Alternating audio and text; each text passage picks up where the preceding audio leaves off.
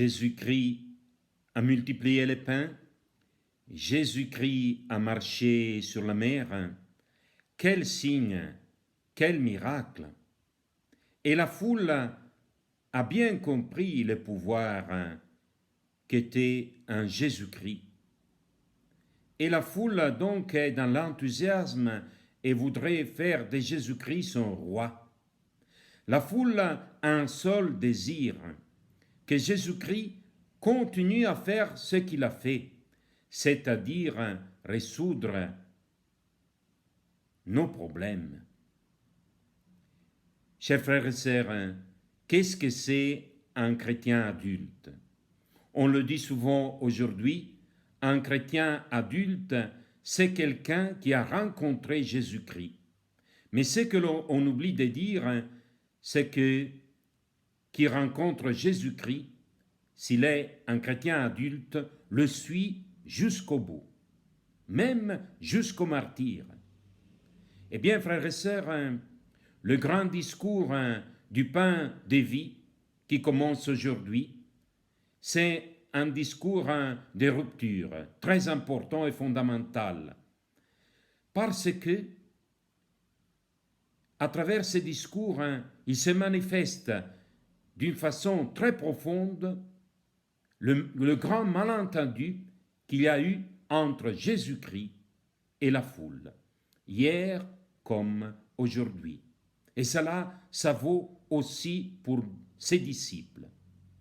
Oui, Jésus-Christ a le pouvoir de faire les miracles, a le pouvoir de donner à manger aux hommes, a le pouvoir d'arrêter et de guérir toutes les maladies.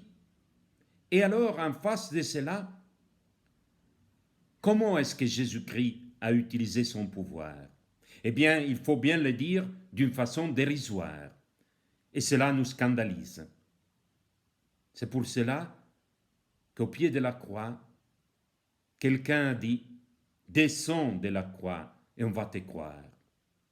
Oui, devant cette façon d'utiliser le pouvoir d'une façon aussi dérisoire, on n'y croit pas.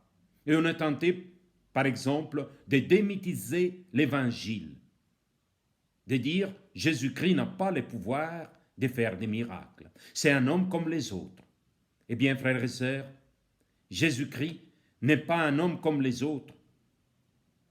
Jésus-Christ a vraiment le pouvoir de faire des miracles et il en fait aujourd'hui plus que sur les routes de Palestine.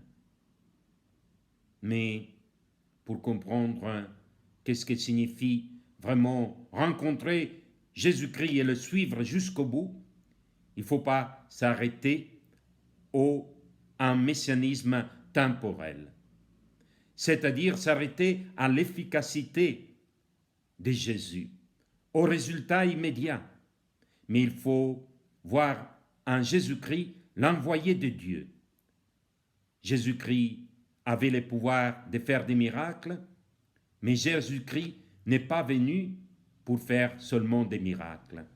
Jésus-Christ est venu pour faire quelque chose de plus profond et de plus mystérieux. Il est venu pour révéler l'amour du Père pour chacun de nous. Je vous bénis tous, in nomine Patris et Filii et Spiritus Sancti. Amen.